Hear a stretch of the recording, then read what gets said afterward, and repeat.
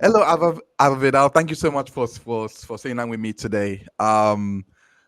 You have Right. an interesting story to tell because you have Oh, been accused, falsely accused, and being harassed since what happened? I Talk was me very through it. interested to hear from you. I mean, what do you want to ask? I mean, because the story is it's on the surface complicated because there's Yeah. just so many lies being told, and it was in a court case from January 2022 till March 2025. A lot of evidence was gathered. I mean, it's just pathological at this point. Okay, so I guess we can start from the beginning. I mean, but before we go there, like, do you still do comedy? Because I know that you were on TV at one point. Do you still do comedy? Not as much as I used to. I do Okay. a lot of I do a lot of corporate things. I do diversity talks, things like that. I guess we can start from the beginning because what I want to know is how did this? Why do you say it's false? Because um from what I've seen, from what you've told me, you said that she's gone to the press and she has been telling people about something that has happened on Well, I one mean, on one fateful you night. would know. You spoke to me. You were able to find me through a DM that she sent to you and lots of other people, just really proving my point that she keeps telling this story about me. She denied it in court. I said she does it. She stirs people up. She engages other people to harass me, and then she will, you know, hide in the shadows. Throw rocks and hide her hands. Mm. I mean, where do you want to start? What is to start? And the reason I say it's false is because every single bit of evidence that was gathered in this court case prior to this court case has proven it just to be false. And this person, I use the term person loosely, says, it's two people against one. It's two people's word against one. It's her word against my word. No, it's your word against your word. Because if you look at this victim statement that she put Mm. out there, every single bit of it is a nonsense. And I don't know. I'm just exceedingly bored of it right now. It's pathological. It's disturbing. It's very disturbing, to be honest.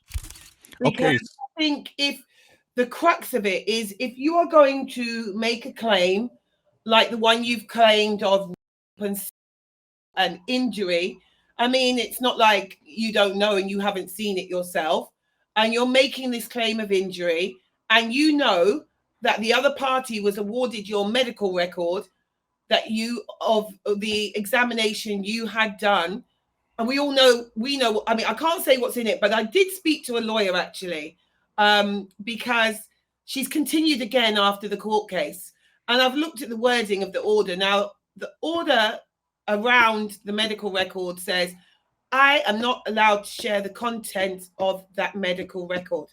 I can't share that with Right. anybody. But what I am allowed to do is tell you what's not in it. So, because that's not sharing the contents of it. I can share what's not in it. And it's very interesting indeed what's not in it. So, what do you want me to do? Okay, let's go back a little bit. So then, she has accused you of um. Did it start off with just accusing you of, or was there someone No, else? wasn't even an accusation against me. Let me be clear. I had a show. People after my show went out, right? We Mhm. ended up back at this audience member's house. I wasn't there at first. I went back there. I was getting messages. People were dropping pins going, "Are you coming? Are you coming?" It was a nice show. It was a nice night. We hung outside the venue for 2 hours. And this guy must have said, "Go back to the house." But I don't know if you've ever had a really messy night. I used to drink back then. It was messy. We all got separated. So this woman went back to this guy's house. I mean, even as she came to be at the venue, it's all bullshit. It's all bullshit. You're going to have to do a lot of bleeping, by the way. No, no, we'll Bollocks. get It's a that. load of bollocks, and I can't be bothered with it. It was like, this. It is disturbing. This positioning yourself as this cancer victim that was suffering so badly, just my cancer, and you were out at a busy venue prior. You know what I mean? Like, what do you? I don't know. Just ask away. You must just. Okay, Why am I so going to get to that? Because that's interesting to me. It's all this positioning yourself as this poor set upon victim, and everything in it's a freaking lie. Do you know what I mean? And what's interesting about it, you ask about why, is it true, is it not true, what makes me say it's false? Now, I gave you a lot of yeah, I gave you a lot of court paperwork, I gave you a lot of documents, I gave you a lot of emails between me and the police. I gave you everything. Do you know what I mean? And right. I just think what's interesting, because I'm actually going to be speaking about false allegations at a university, at a law school. Actually, I've got a couple of talks coming about it. And what I found really interesting is the amount of evidence I had to even show to go forward. Do you know what I mean? Because you hear all this stuff and you hear about false allegations are made and it's all against the victim, and one of the things she will always say is, it's only 0.4% of rape allegations are false. Then you are the 0.4. You are the 0.4, because you are lying up to, I don't even, it's so many lies, I don't even know. And I think this need to make the story so convoluted and all this stuff. For instance, that you were critically shielding, because this original thing happened in November 2020. November 4th was the date. Anybody can look that date up. That is the date that we went into a 4-week circuit breaker lockdown. So I've got messages from you so you're saying you were critically shielding until the month before. Critically shielding from COVID as a vulnerable person isn't something you opt in and out. She said, I was only came out of critically shielding in October 2020. Why would you come out of critically shielding? Why would you come out of critically shielding when the COVID numbers were so high that night we were going into a 4-week circuit breaker lockdown? Do you know what I mean? That in itself doesn't make sense. Then you say, oh, but it was all right for me to be at the venue, because the venue, you had to show COVID tests on the door. Apart from the fact that COVID tests were notoriously unreliable anyway, the venue wrote a letter and said, no, they didn't. Nobody going into that venue for my gig had to show a clear COVID test, right? So you're positioning, you've already told lies as to why you were there. Also, you're critically shielding. You come down on the tube, you go over to a restaurant with people you don't know by your own admission. You won't, come on now. I'm so torn between refuting all these allegations. I'll do it because I understand that this is the first time that you've spoken to me. And obviously this is something that was brought to you and my name was brought to you. So, and then obviously I gave you the IOPC report. So I'm going to refute it as best I can. But forgive me if I sound a little bored with it. Yeah, no, it's fine. It's fine. I can understand. You said that you've been fighting it for 5 years. Huh? You said that you've been going through this for 5 years. Well, the original allegation, as you asked, was made against a man, right? Yeah. This person said a man raped her. Well, she didn't actually say rape. Like, she made these allegations. She sent me a text. It wasn't the first text she sent me that day. It was a text I got from this person. And this is funny. I'm sorry about the voice, but it's what I do. I've got bruises on my neck from where he strangled me. I'm bleeding badly as he tore me. And he bit into my nipple, so I'm having antibiotics as it's bleeding. I'm in hospital having a scan as my abdomen is bruised and they're worried about my windpipe. I have major bruising everywhere. I just get this out the blue from you, right? As you can see, because I gave you the application that I made to get the medical record. Who are you talking about? Last I saw you, you were getting in an Uber and you were absolutely fine. That's the last I saw of you. Then you send me this. So I'm like, oh, what happened in that Uber kind of thing? What happened? That was what the hell? And I'm going like, what are you on about kind of thing? I'm like, whoa, hold on a second. What did I just read? Like what? You know what I mean? Like what's going on? So my friend said to me, ask her for like photos, like what happened? Who had been there the night before as well. What happened? I'm going, I don't know, mate. Nothing. Oh, I can't. I'm in hospital at the moment with the police. I said, police for what? Someone texts you something that alarming. You're like, police for what? And that was the last time I spoke to the person. The reason I found out about this was a couple days later, the police called me.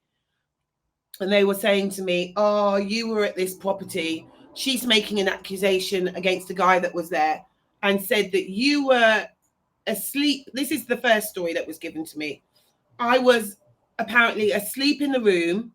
A guy, she claimed, R-worded her, and she couldn't cry out to me because the person was strangling her. That's the first story I was told. Is this in the IOPC report? I don't think the specific allegation is in. Well, yeah, that thingy, that tweet, that WhatsApp message is in the IOPC report. Yeah, because that WhatsApp message then went on to Twitter at a later date, and it was like she said, "Here's the message I sent her. As the police looked over my shoulder, they told me to text her to gauge her reaction." They were reading over my shoulder the whole time. The IOPC report, they got their body-worn cameras. They went back through the footage. They got all the notes that were taken at the time. And they were going, no, we didn't, actually. No, we didn't. And they said there was even a point where she'd said, oh, because like we met this guy on the same day with this guy who was someone who came to my show. I didn't know this guy. So I don't even know why it was being positioned. But I could see, well, I hung out with the guy longer than she did. Fair enough. You want to see who the person is. But at the end of the day, police said no. There was even a precise line when it said it was suggested, should we call Ava? And the police said, no, not at this time. The police absolutely denied it. And there's video camera evidence that accompanies that IOPC report. Yeah, so in the hospital. Yeah, and that conversation that person claims they had with the police didn't happen. It's interesting because it says here DC Shelley working category states, I certainly would not be inviting any victim of rape to contact a suspect in a case to gauge their reaction. I don't know if Bleep did contact her at the time. But furthermore, this is the point. The police will go on to say, I wasn't a suspect at that point. It was a guy who was the suspect that she claimed, and that guy did not do anything, by the way. In fact, that guy was a victim, but we'll get, you can go back to that later. Yeah, but that guy was the suspect. I wasn't a suspect. So it was all after that, a scramble to get your story straight. And later on, when she turned on me, it was they did it together. Well, you didn't say that. And the police even put a precise line in that. We went over her initial statement that was written down and given on body cam. And I was not a suspect. I was a witness. And they even said, you came into the police station, you gave an interview, and it indicates you were not a suspect because the interview wasn't under caution. They didn't give me caution or anything because I was a witness. She's now claiming, the first story was what I told you, that thingy which you can edit into your interview, that this man had strangled, bitten through her nipple, whatever. You can put it on the screen. People can see what that was the accusation at first. The person just literally was fixating on me. You know what I mean? First of all, when the person started to talk about me, it was, I was a rape apologist. I was backing a rapist. I didn't back her story. I was, because I didn't speak to her or something. She wrote to one of my friends and was like, oh, she's going to go to the kids' school, and she's got a third party involved saying that I was going to attack a TV producer and her children unless she spoke to me. It's all very teenage weird nonsense. Do you know what I mean? So that was literally what was going on at first, and it became just constant writing to people, telling people, oh my God, she was there. She didn't back my story. She's backing this man who's a friend who was not my friend, who I did not know, had no cause or reason to back this person. It just didn't happen. And I really wasn't up for that. Then the harassment of me at this point begins to escalate. She then starts to post pictures of my deceased child. She starts tweeting my deceased child's school. You know, what are you meant to do with someone like that? Then when I finally, because the police take that seriously, when the police were about to do something about her, they called her, which I find really interesting, on a Sunday night. And I sent them these tweets and I said, listen, she's now essentially committing domestic violence. You are going and getting an ex-partner who I'm in legal wranglings with. You are openly speaking about them. And by this point, so the first original accusation against the man was November 2020. By May 2021, when I said, listen, you're going to have to do something about this because I'm not going to tolerate it. I then got an email back. You can see, so I said, you know, contacting the child of a dead person who would be 27 if she had lived, right? What do you hope to gain from that, apart from trying to harass somebody? The police came back and went, yeah, we called her up and she's now made allegations against you. And as such, we're inviting you to a voluntary interview if you want to come. And I went, sure, I'll come to the interview. And the interview was like what they call a caution +3. So it's like a voluntary. You can bring a lawyer if you want to bring a lawyer, and they interview you under caution at that point. So that happened in May 2021. Okay, so what happened that night then?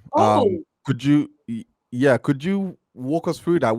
She knows exactly what happened. I mean, this whole frenzied attack on you.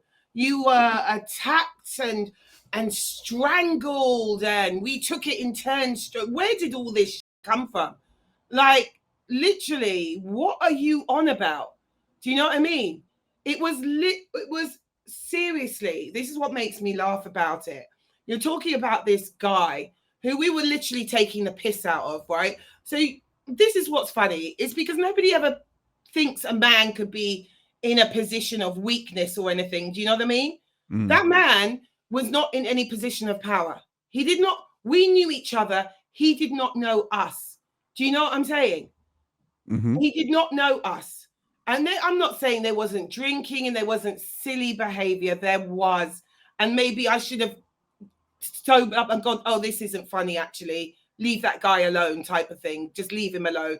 I didn't think of that because you don't really think of guys being a victim of anything. Do you know what I mean? Mm-hmm. And he made it very clear he didn't like what she did and he didn't find it funny. And at that point, I went, okay, this isn't funny. All right, he's not finding it funny at all. What did she do? Do you know what I mean? Ask her. Ask her. I'm not here to tell. I've already put it into a court statement. She already knows.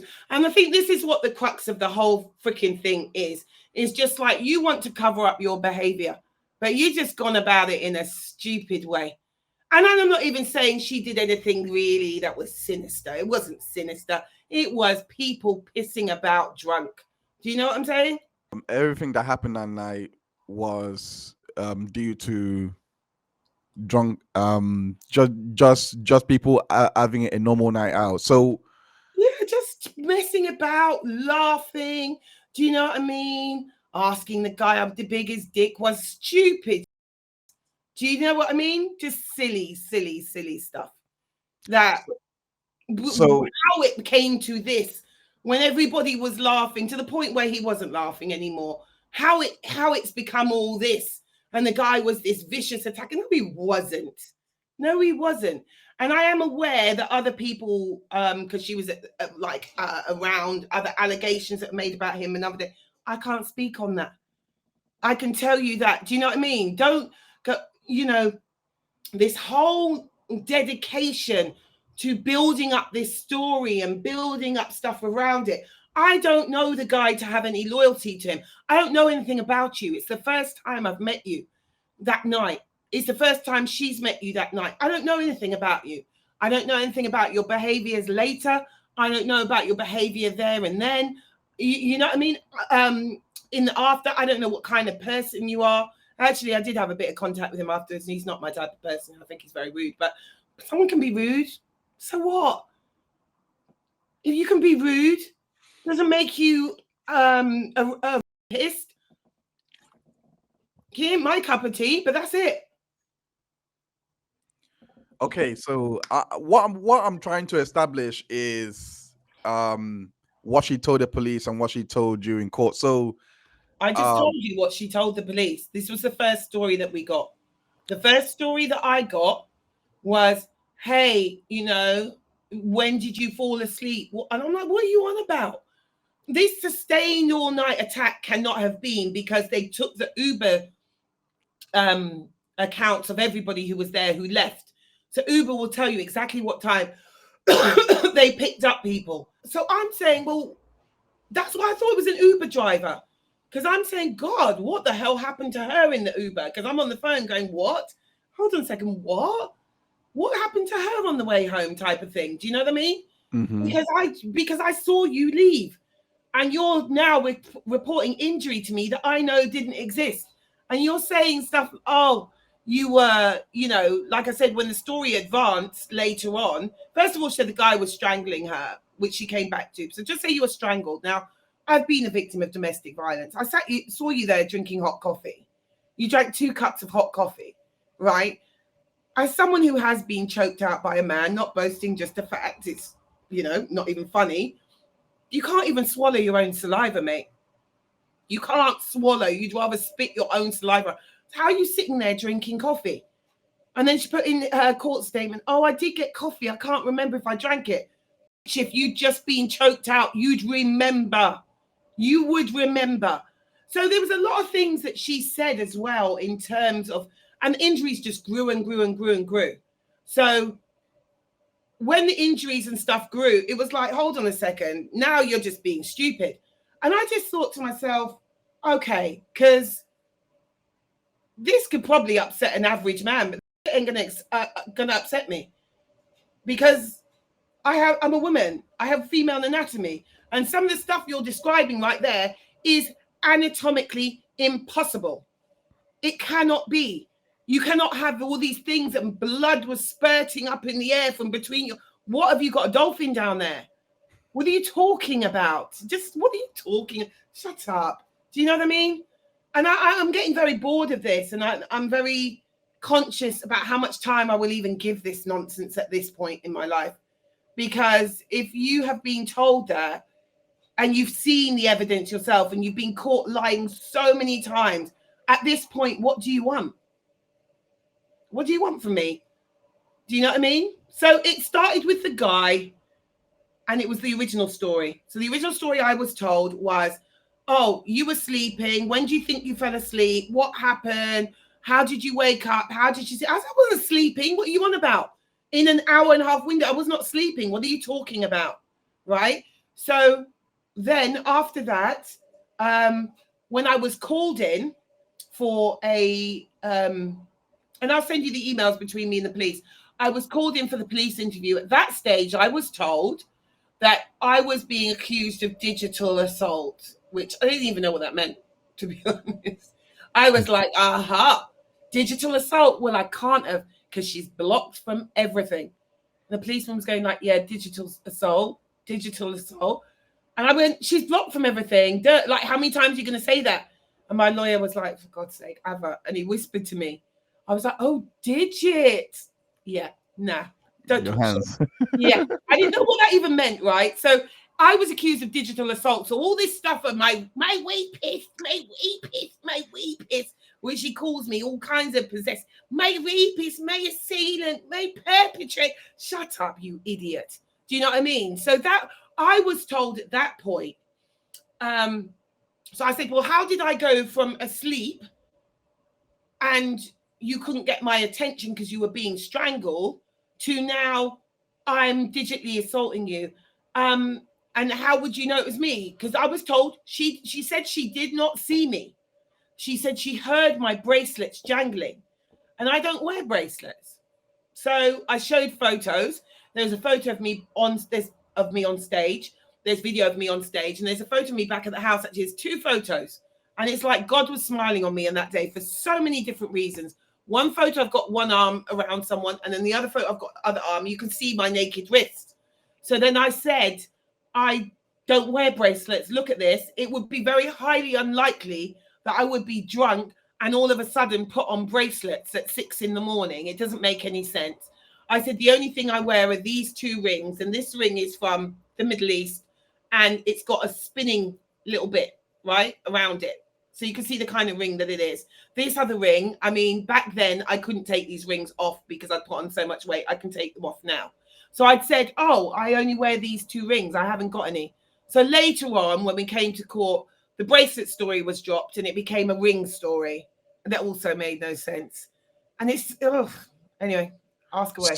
So what I'm trying to gather is because in her witness statement, she said that you penetrated her vulva and it was bleeding. Oh, And yes. So yeah, we went from the story about the bracelets where you didn't see me, you heard the bracelets jangling. Once you realized, and I put those into court to say, look, I had no bracelets, all I wear is rings. The story then became that I was shoving my fingers in her so much that my rings were slamming against her vulva. Doesn't make any sense. I mean, without being too graphic, I'll let the audience act that out. These are my hands. These are where my rings are. For my ring, for me, my hand to be inside you and my ring to be slamming against your vulva doesn't make sense. So why did she tell the court this and not the police? Because the story just kept gathering and gathering and gathering, because she has, as you can see from the police, a long history of harassing people online, a long history of making these types of accusations against people, and I wasn't going to have it. And by the time, I don't think she expected a court hearing. She didn't expect to go to court. And she certainly didn't expect for me to get the medical record. And I think that is also really important because it set a precedent. And this is something that I warned. She never came to court in person. She had this sort of Adrian Mole weirdo lawyer that would come to court that just looked like, you know what I mean? Just like some weirdo guy, this bespectacled guy that would just come to court on her behalf. And yeah, so you had to have some story. Even within the court case itself, the stories were weird. Do you know what I mean? When she lied about how this is the thing as well, because some people, as always, like to put everything down to mental illness. I'm not accepting that. And at one point, the judge was like, okay, so we can see what's going on here, kind of thing. We can see this bit of evidence, this bit of evidence. But the judge said, what if she believes it? We have to go, but what if in her head she believes this is what happened?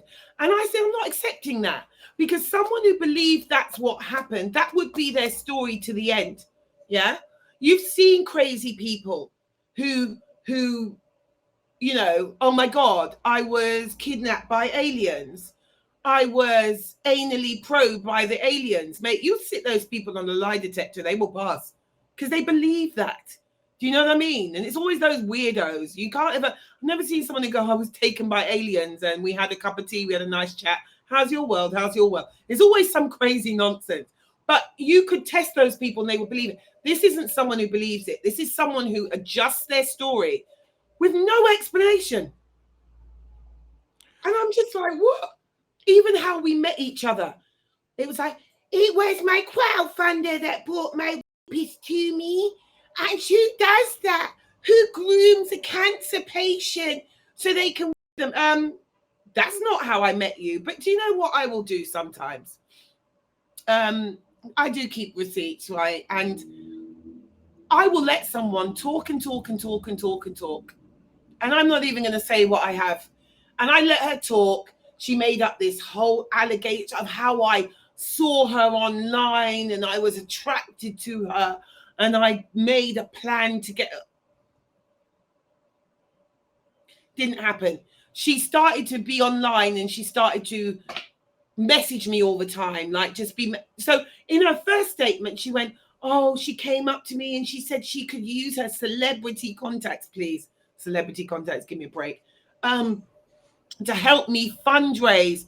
I went, that's not what happened at all. You kept tweeting at me and tweeting at me and tweeting at me. And by the time she wrote the second statement, she went, I would tweet at her. I would end up on the same threads as her.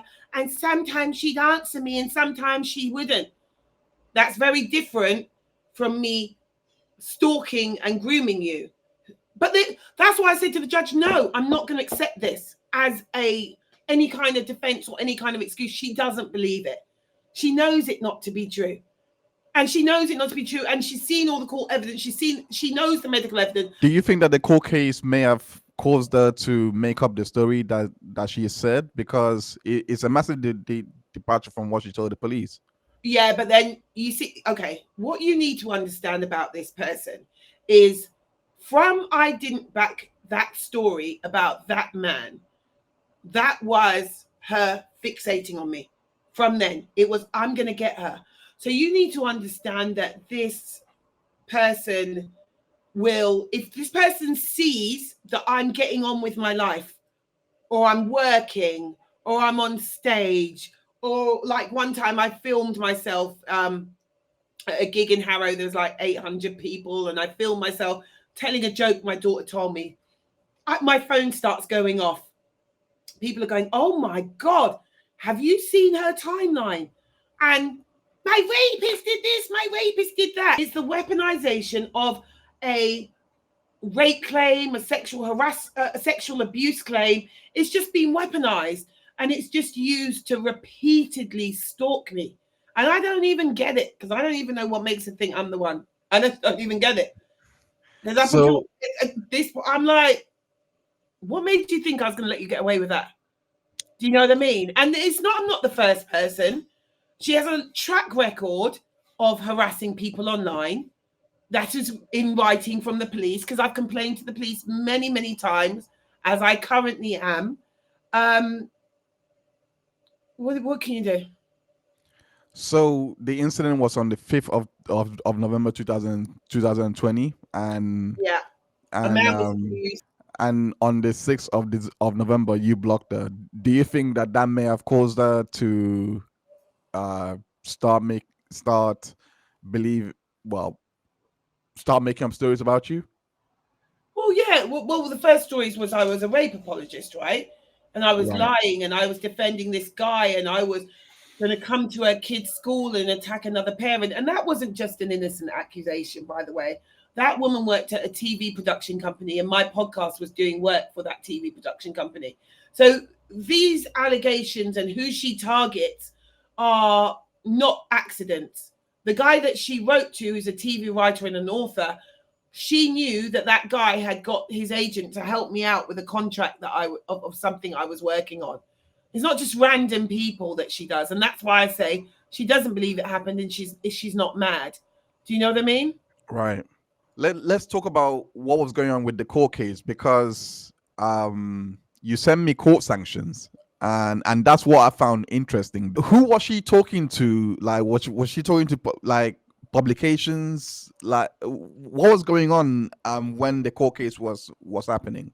After Sarah Everard died, she then started to use this story for attention and started going, oh, the police, they were so terrible in my case. They told me, don't come back to me unless she's breaking your limbs. And what are you on about? Do you know what I mean? There's just an absolute lie. And the reason you know it's a lie is because she claimed online that she had an ISVA, like a counselor person, and they had a meeting with the police. And throughout the legal papers and online, this policeman, he was either on accelerated promotion or he was just a very lucky guy. 1 minute he was a constable, then he was a sergeant, then he was an inspector, then he was a superintendent. And she wrote online, I got it recorded by the police. A superintendent told me most of the women that come through our doors are liars. You expect people to believe that? Where is it? Where is your recording of the police telling you this? So then it became mishandling of my case by the police. And mate, a policeman's just stalked a woman and raped a woman and killed her. Do you know what I mean? Even now at this point, white people are believing that the police are bad. So you could say pretty much anything you wanted to say about the police at that point, and they would listen. You know what I mean? People would listen. And it was, oh my God, and the police did this to me and the police did that to me. It's just a load of rubbish. And she talks about a Sunday night. The police keep a record when they're doing an investigation of when they speak to the suspect or the victim or whatever. The Sunday night she's talking about, where the police supposedly said this to her, was actually the Sunday night where she made the accusation against me. They called her on a Sunday night and they said, what the hell are these screenshots that you know what I mean? And that was when that happened. And it just grew into another story. And then she had violence against women activists, you know, getting this story. And it was like she bravely waived her anonymity. And the newspaper stories were just, there was just further harassment. It was bang in the middle of the civil court case, 5 days after a directions hearing, and you go and give these interviews with the police. Because at that point, and the injuries, it was strangulation. It was, I just had a mastectomy, and it was my nipple was bitten through, and my nipple was covered in bite marks and a whole load of other crap. Do you know what I mean? She was speaking with the media. Yeah. Do you think that she was doing that to get at you? I think partly to get at me and also to get attention. This is an attention seeker. And she'd go on and go, my rapist says I'm doing this for attention and fame. It's not easy. But you are, though, because you're talking shit to the papers. You're lying. Did she identify you when she was speaking with she the did media? What she did to you, which I'm glad that you saw that. She did what she did to you. So she'll go online. She'll drop stuff like UK comedy acts. You don't know how many people will lurk amongst you or some such. And then she'd message people around. A lot of people with mental health problems, criminal records, all sorts of crazy people. And she'll go and she'll write to them secretly and then pretend. One of them even thanked her openly and went, thank you for telling me this story. And she still denied that she did it. I've got lots of them. Damn. Okay, so I did see parts where she was denying that she was I can't say the word, but asphyxiated. Yeah, thank you. Oh my God, yes, because when we first went to the court, right, I was like, so in her defense, she was like, I went, this woman is saying that I went to social services. I went to her kid's school. Her kid's school wrote a letter. Okay, let's be right. Because of the circumstances she left her kids in that night, and I don't even really want to get into it because I don't care. The police and the police say it in the IOPC report, we made a report to social services. Okay. Now, power of deduction. They said, we can't tell you who that report was made about because it wasn't about you. 3 people had children that night. Me, the guy whose house it was, who worked at that wealth bank or what the hell they called, and her. They didn't make any report about that white guy. They didn't make a report about me, as they've confirmed. That could be the only person. The police made a report to social services about her at that point.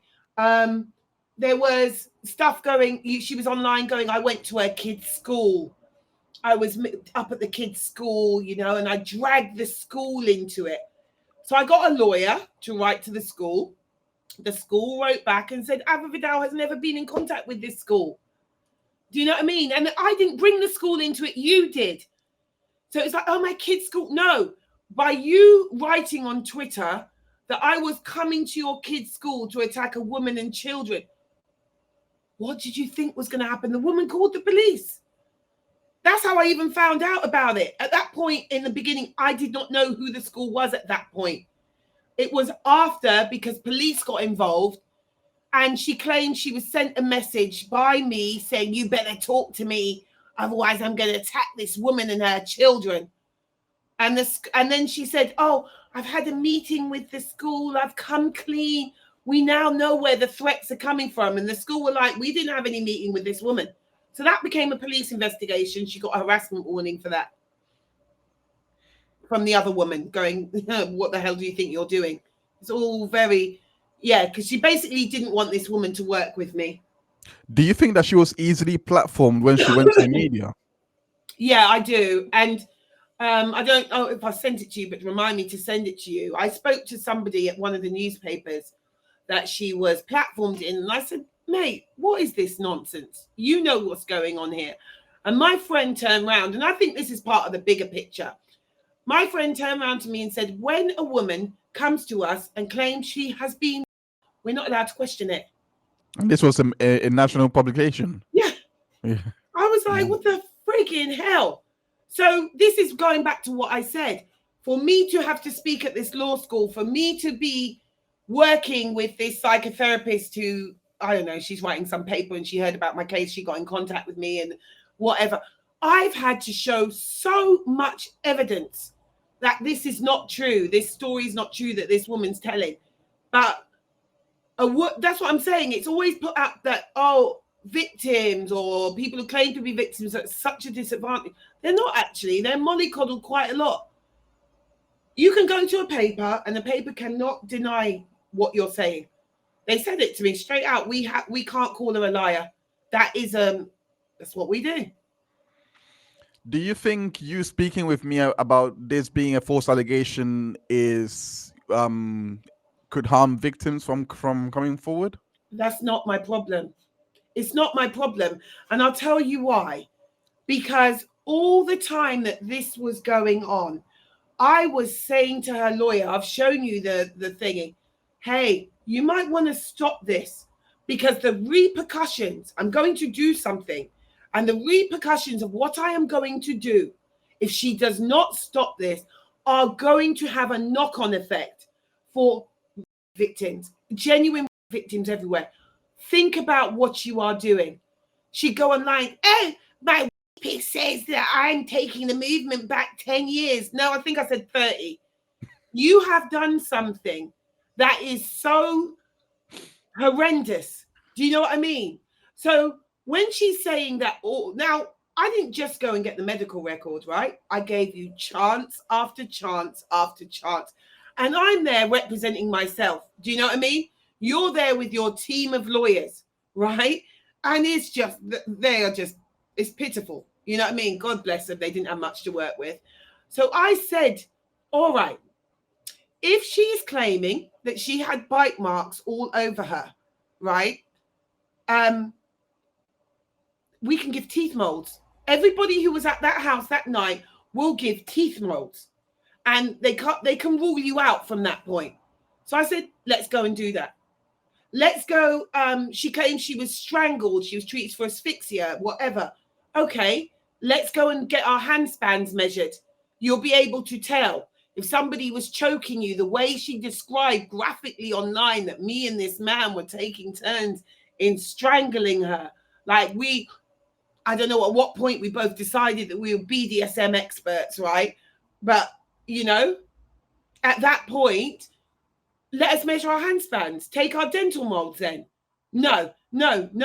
So I took her accusations back to the police and I said, open up the case again. Because if this woman was damaged in this way that she's claiming she was, nobody asked me about these injuries. Please reopen the case. The police go, we can't open a case for you. She has to open it again. So as you've seen in my letters, I said, go back to the CPS, open the case again. Because at some point she was going, oh, the case is still open. I was going, no, it's not. No, it's not. So I was saying, open it again. Let's reinvestigate it. No, I said, you can't. The reason you don't want me to give you dental mold is because there's nothing to compare them to because she wasn't bitten. She wasn't left covered in bite marks. What kind of crazy shit is that? And so at one point, when she first gave the defense, when I said, where's the evidence she was treated for asphyxia? They went, our client's defense makes no mention of asphyxia. What? It was some gaslighting.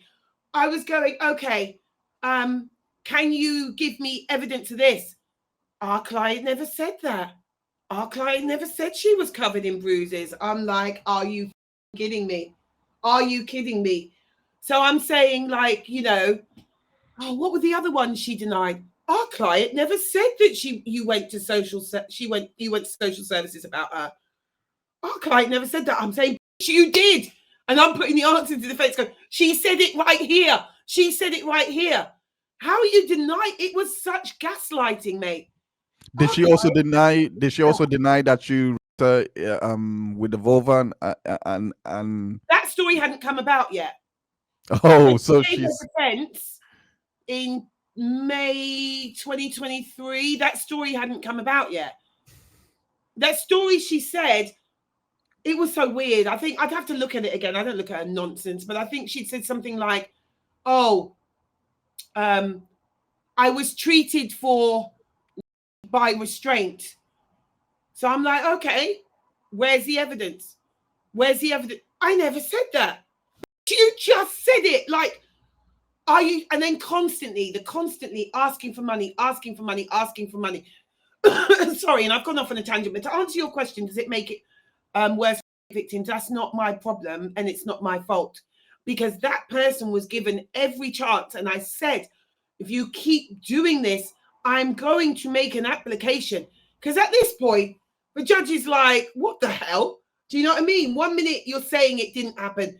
And then the witness statement came, and it was really graphic sexually. It was really, so by that point, as she said online, that we took it in turns strangling her. Who knows how long it takes to immobilize somebody and not kill them? You know what I mean? By the time it came back to that, because I'd put in the message she sent me that morning, the story changed back again to just the guy strangled her. And it was a very graphic description of how the guy strangled her, which actually was physically impossible. The description she gave of what the guy did to her, that he was choking her, and it was him alone by this point. He was choking her, and she was passing out and coming to, and passing out and coming to, and raping her, like penetrating her at the same time, which I've been told by a lot of 30-somethings, that's actually physically impossible. They're like, nah, auntie, you couldn't balance. And I was like, what kind of sex are you people having? I didn't even pick up on that part of it.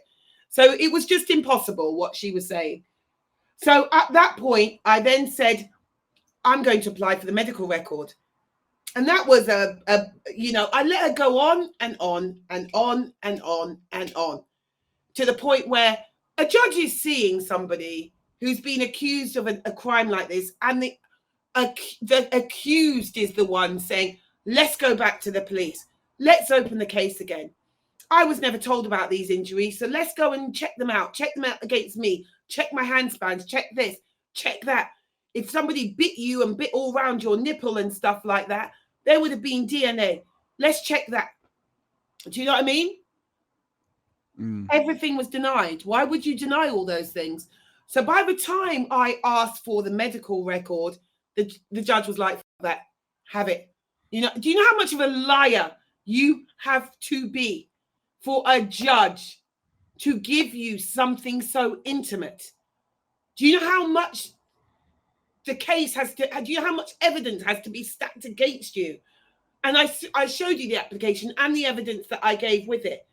For you could see how damning it was against her. And in the end, they were going, oh, no, don't give her the medical record. I mean, what difference does the medical record make? What kind of stupid statement is that? What do you mean, what difference does it? It won't prove anything. Yeah, I think it will prove a lot. And the judge said, I agree. It will prove. And before I got that, I said to them, you can accept this application by consent. Because if you accept this application by consent, it's not setting a precedent, which means that no other person can come and, you know what I mean? We go on case law in this case, in this country. So once a ruling has been established, somebody else can come behind and get the ruling. And I said, to protect genuine rape victims, give me this medical record by consent. Don't make it a legal ruling, and they wouldn't do it. And when I got the medical record, her lawyer went, "Oh, now perpetrators can get their victims' records." And I was like, "Don't call me that, love. No, now liars are going to be exposed. So will it have a knock-on effect for victims? I'm afraid it will do. But don't blame me for that. And I'm not going to accept responsibility for that, because I gave you every chance to not make it go that way." So now, if you go to the courts and say that you now have to provide a medical report No, in England. no. Okay, okay. I If just wanted to. somebody, and I would recommend, if somebody lies about you and claims that you have raped and attacked them and injured them, sue them for harassment or defamation. I went under the harassment law, and that was what was quite funny about it, because it wasn't even a case of, let me just answer the medical record thing, because I go off on so many tangents, right? No. What I would say to somebody is, if somebody like that lies about you, take them to civil court. Because I took her to civil court for harassment, pretty much most of it's sexual, because you are making up sexual lies about me. You are saying some very sexually graphic stuff about me that is very deep, dark, and so I sued her for harassment. That's what you could do. You could sue them. Once you bring out a civil case against them, go and ask for the medical record, and they will have to give it to you. And that's something that was established, and I'm sorry, that's not my fault. Do you know what I mean? Mm. And what was funny at that hearing, after her lawyer starts screaming out, "Oh, we couldn't consent. We couldn't." Of course you couldn't consent, because you know you're lying. At one point, her lawyer, their defense wasn't that I did these things. Her lawyer put in paperwork saying it doesn't matter if she's telling the truth or not. Bitch, what? What they were trying to say was not that I did it. They were trying to say that I'm suing her under the wrong legislation, that I shouldn't have sued her under the Protection from Harassment Act. I should have sued her under the Defamation Act. That's your defense. Have you ever seen a lawyer go to court and go, "Well, it doesn't matter if she's telling the truth about the rape or not"? I was like, what kind of rubbish is this? Do you know what I mean? I was going to say something, Yeah. but it's offensive. I don't know. But yeah. Yeah. Do you know what I So mean? yeah. So in regards with her speaking with many publications, and do you think that this was because let me try and think of the question. I don't know how to ask this, because it's quite sensitive, calling someone that said that came forward with what type of Why is it sensitive to call a liar a liar? That's what my friend said to me, who worked at the newspaper. Why is it sensitive to call a liar a liar? It's not sensitive, because you're a man and you're it's because of the nature of the lie. It's because of what she's. No, it's a lie. Every bit of evidence, how you met me, what happened, your allegations are a lie. Ergo, you are a fucking liar. End of story. I don't have to feel sorry for it. You know what I mean? It's like she'll go, "My God, she's calling a victim." Like, oh, I'm calling you a liar because you have been proven to be lying. Do you understand what I'm saying? You're making up. What else are you? And people are going, I believe the victim. Well, what part do you believe? Do you believe the first story, that it was a guy? Do you believe it was two people together? Do you believe when it went back to the guy? Do you believe all the medical evidence and none of that strangulation, bitten through nipples, all of that was bullshit? What do you believe? Do you know what I mean? And what do you call someone who's told a story you don't believe? A liar. I'm sorry it sticks in your craw to do it, and I'm perfectly happy as a woman to do it. You are a liar. End of story. And there's one fatal mistake she made. I'm even going to tell her what it is. From day one, she made a big, big, big mistake. And I ain't going to share it with her what it was, because I know all she's going to do, because I don't believe she's going to stop doing this. I just believe she's going to clean it up for the next person. And I hope she makes this mistake again. But yeah, I mean, no, I don't feel any qualms about calling her a liar for what she is. All these things about the harassment. I'm supposed to be harassing her. Oh, she's harassing me. She's constantly harassing me. She's doing that. She's sending me tweets. She puts up these tweets. And this was one tweet which I find so funny that she puts up, where I said, I am so glad the gun laws in this country are what they are, because my God, some people are not what they say they are.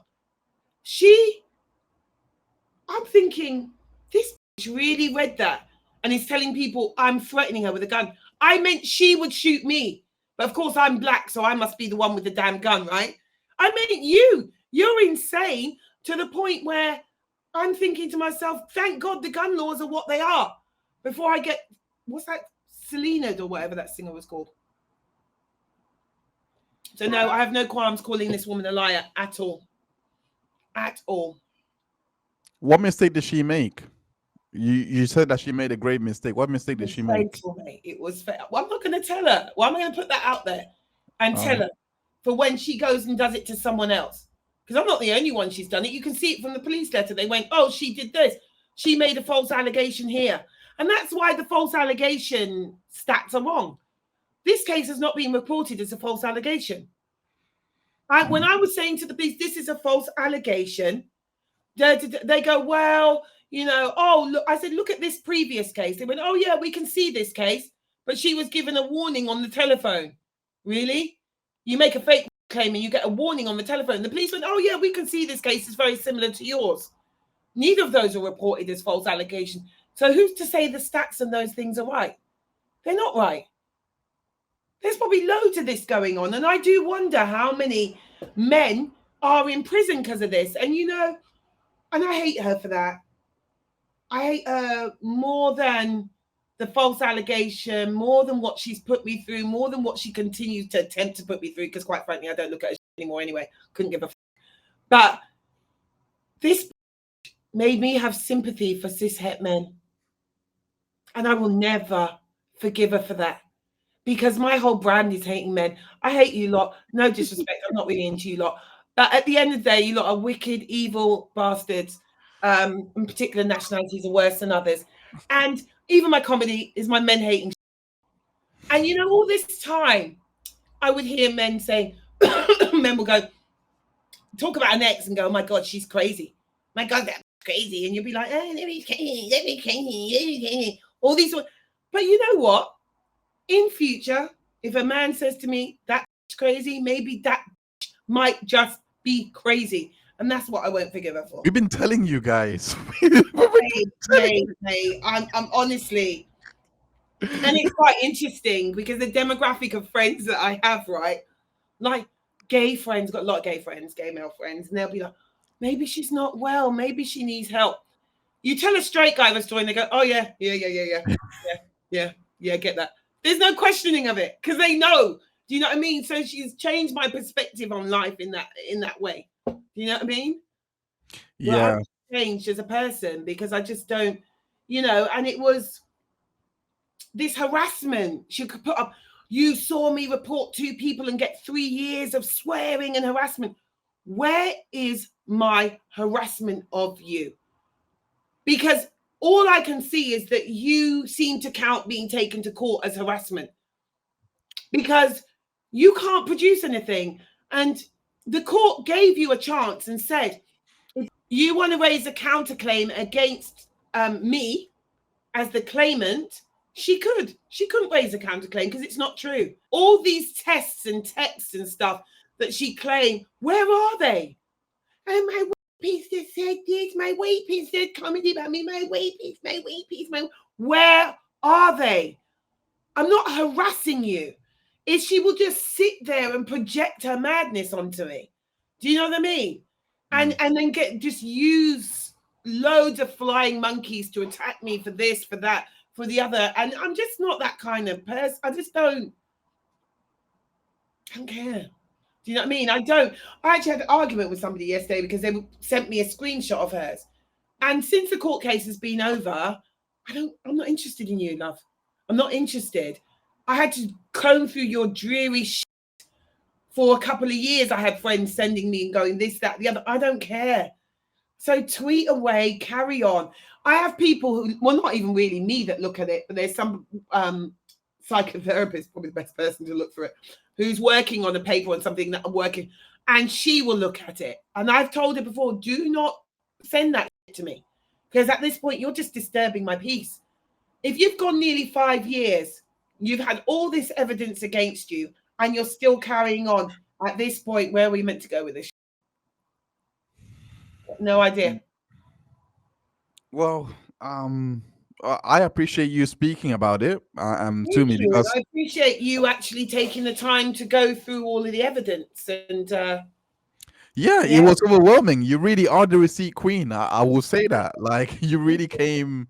I never thought that that I'll be hearing of a false accusation being used against somebody like this. I bet there's so many more. And that's what I'm going to be speaking on. Do you know what I mean? I haven't got time for her. I'll be speaking at a law school. I've got 2 actual speaking engagements about this kind of thing. And I don't really want to focus on her because she's nobody and she's not important. And she's not part of my story and she's not part of my life. I want to now talk on this, use my experiences to help other people. That's what I want to do from going forward, who find themselves in this position, because not everybody is as strong as me. Not everybody would have the amount of evidence that I have. Not many people have that legal background that they were able to go and take the case and represent themselves. Do you know what I mean? Mm-hmm. And I just think to myself, and also, I mean, you know, what is the likelihood of this happening to me again? You know, I've changed my life in so many respects. I'm in a settled relationship. You know, I can't have sex with anyone I'm not married to. So the likelihood of this happening to me again is minuscule. Do you know what I mean? So I wouldn't even be in a position to be alone with anybody in that kind of way. I don't drink anymore. Do you know what I mean? I don't party anymore. I've got other things that I get on with in my life, you know? So, but then I thought, if I was a man though, if I was a man and this had happened to me, it could happen again to me anytime. A guy is actually at risk of being accused every time he has sex, even with his own wife. Yeah. That's facts when you think about it, isn't it? That's a good point you brought up there. It's true. Where is this going to happen to me again? Because my husband surely is letting me out. I ain't allowed to go out. I'm not allowed to do nothing. Do you know what I mean? So it's not going to happen to me. Her getting support from professors, from people in the Vogue sector, etc. That's where people need to be careful. Do you know what I mean? Somebody you don't know online is writing something, and what she did once was really slight. It was like, it's being said in court I'm a malingerer and a fantasist. Oh gosh, it would make me feel better if some of you could say something for me. That would cheer me up. And these dickheads who should know better go, oh, this is nonsense, you. And then she made up, I said she's a fantasist and malingerer. I stand by that. That is true. But the last bit that she said, I only got into the papers because everyone's frightened of me. And who's frightened of you, you fucking squatty freak? Who is frightened of you? I never said anything like that. So she'll take a bit of truth. That's what she loves to do. She takes a bit of truth and she takes a lie. Do you know what I mean? And she'll mix it with a bigger lie. And then these people come on without knowing the full story. You're not showing them where this person said that. And you're putting your professional reputation on the line to back somebody that you don't even know. Do you know what I mean? And you're going, oh, this is terrible. How could this happen? Frightened of you. You're such a great victim. You're not a great victim person. You're not an advocate for victims. You're not. You are weaponizing. You are weaponizing sexual assault. You're weaponizing the death of Sarah Everard. You're weaponizing, all these different things. You should be ashamed of yourself, mate. You should be ashamed of yourself. And those people should be ashamed of themselves. And I really do hope, as this story goes on and people learn more and more about what happened, that they will now think twice before you jump into a story that you know nothing about and back up somebody you don't actually know, who you've just met on the internet. Do you know what I mean? And someone who tweets out, like, she's chronically online, which is hilarious to me. Just to sum up, she never submitted any medical report to the court. I had to get the medical report. Yeah, and never any evidence of this supposed harassment campaign, but I had evidence. I had evidence to the point where actually at one point we were given undertakings. I had to take her to court to try and get a temporary order during the middle of these proceedings. And on the 1st of May, 2024, we both swore. I took undertakings to say I will not call her a harasser. I said, as long as you say that I never did it. The judge wrote that, he goes, I'll write the order in such a way to say there'd be no findings against you, but I have agreed that I will not call her a harasser, a stalker, a sexual harasser. I wasn't to say any of those things. And she made an undertaking. She was not allowed to call me an assailant, a perpetrator, or an abuser. Look who broke the order and who didn't. And that's what makes me laugh. Like, I sent you every single episode of her breaking that order. And like I said, look at the particular dates. Look at the peaks of when she was going crazy. 50, 60, 70 tweets a day. Are you all right? Do you know what I mean? And I wasn't doing any of that. When the lawyers first came on, it was, we're going to bring witnesses against you. We're going to do this against you. And that's the other thing as well, where I thought, oh my God, I wonder how these footballers and stuff cope. It was, give us money. Give us money. You're going to pay this amount of money. Well, you pay this amount. I'm like, I ain't paying shit. I said, I am not paying for my own harassment. Her lawyer went, she said she's not paying for her own harassment. Judge went, so? Like, what is your point here? Do you know what I mean? And I remember a hearing, because our lawyers applied to have my case struck out, to have the application struck out, and they lost both times. The second time when they went to have this application, right, the lawyer said, at the end of it, they said, oh, right, and is anyone going for costs? I won the court hearing. And they went, yeah, we want costs. And the judge went, for what? They went, oh, well, and he tried to put this legal thing in. It was just so pathetic, right? And the judge, we told her that the case has got no legal merit. And the judge went, no, you keep asking her for thousands of pounds and telling her she's going to lose, and she hasn't lost. So now what? You're not getting any. I said, I'm not giving you any fucking money. Fuck you. Do you know what I mean? But I did wonder at some point, if I was a footballer on 50k a week, would I have paid for the piece? I don't know. I really don't know if I would have paid, because it was just, I had so much going on in my life at that point.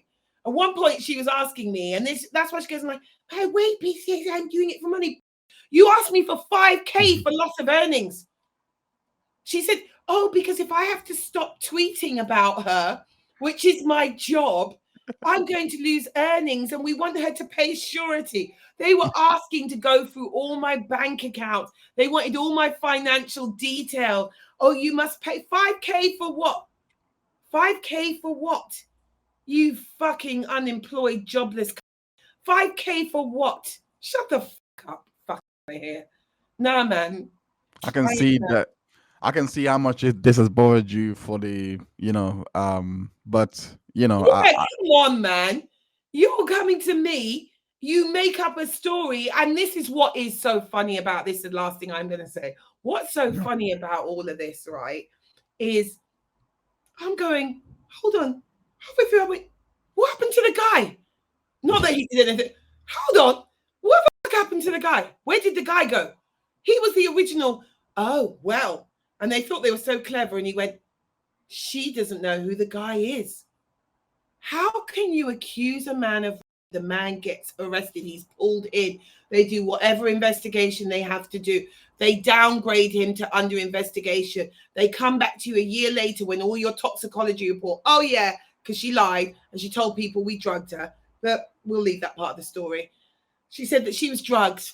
We drugged her. Can you believe that? And when I was asking for the toxicology report with the medical report, all of a sudden it was, oh, for the avoidance of all doubt, she wasn't drugged, but you said you were. You told people that we drugged you because you were out breaking lockdown rules, Miss Critically Shielding, you lying cow, right? And so she's claiming she didn't know who the guy was, right? How can you not know who the guy was? And she found out who the guy was 3 years later on Twitter. How does that make sense? If you were street robbed or attacked or something where you saw a suspect and the police pulled in a suspect, did some kind of investigation, let the suspect go, and they just turned around to you and went, oh yeah, by the way, that person's gone. Yeah, we decided they didn't do it. That's impossible. And if the police did that, sue them. And you would have a brilliant case because clearly you could identify him from tweets. Do you know what I mean? And then when she was saying she put it into her court statement. Oh yeah. Oh, Ava Vidal is the one. She's sending me anonymous tweets and all that stuff. Well, in 2022, when she was using my ex as a witness, he went to the police and said that I was calling him a paedophile and I was calling him all this stuff and I was using sock accounts. The police came to my door. They arrested me. They took my computer. They took my phone, my devices. They did a digital download, right? And there was none. They said, actually, Miss Vidal doesn't have any accounts apart from the one she says she has, which was my account and my podcast account. And they said, and we can see quite clearly, Miss Vidal did not use any sock accounts to call this man a paedophile. She did it in her own name, which I did. And I stand by it. So at the end of the day, all this, everything that you accuse me of, it's just never anything tangible. It's anonymous and it's this and it's that. And when I was supposed to have sent her this anonymous note or this note about this woman, and I was going to the school to attack her kids, I said in disclosure, give me the note, give me the screenshot, give me, oh no, she didn't have a chance to screenshot it. And then they're telling me that, oh, she lost her phone.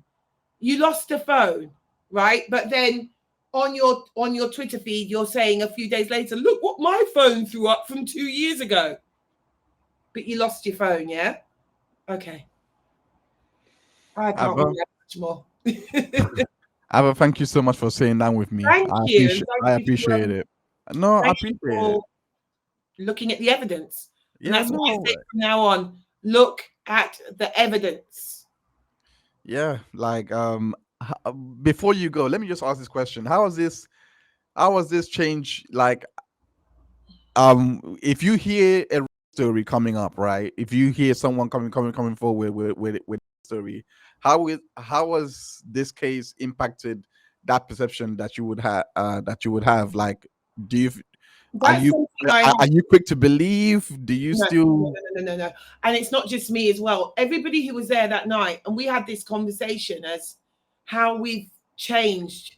Do you know what I mean? And it's something I have to work. My initial thing is, I don't believe you. And it's a gut reaction straight away. I don't believe you.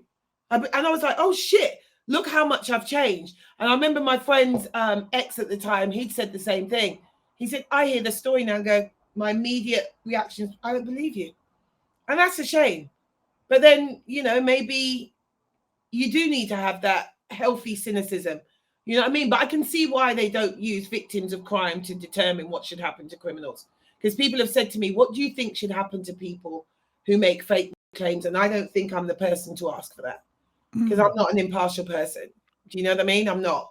So, it's like they don't ask the family of somebody who's been murdered, what do you think should happen to them for a reason? Because you're not a rational thinker at that point anymore. And no, it has changed me in lots and lots and lots of ways. Some for the better. Is the cynicism for the better? I don't know. Time will tell. Do you think that you would have been treated differently if you were a guy going through these proceedings? Yes. Oh God, yes. Definitely. Because I think if a guy's saying I didn't do that, I think people's initial reaction to them is, yeah, of course you would say that, isn't it? Also, as I mentioned before, there was things that were physically described that were impossible. And as a woman with certain life experiences, I knew that wasn't possible. It's physically impossible what you're saying. Do you know what I mean? So I do believe if I was a guy, yeah, I think that I would have been. I'm not sure a man would have been given that medical record. If I'm honest, I'm not sure he would have done. But then a man wouldn't have been able to present a case in the way that I was able to present a case. So did you look at the? It's so stupid. Do you know what I mean? Mm. The Did you read the stuff like bitten nipples, bitten through nipple, Yeah, yeah, asphyxiation, all load yeah, of shit. What a load of shit, you lying cow.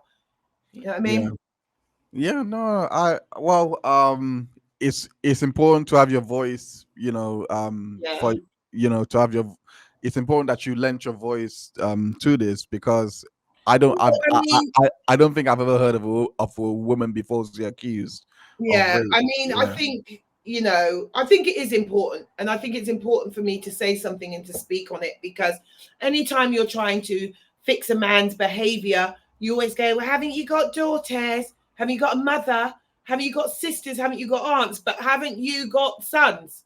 Haven't you got a Good father? point. Good point. Haven't you got, uncles? Haven't you got nephews?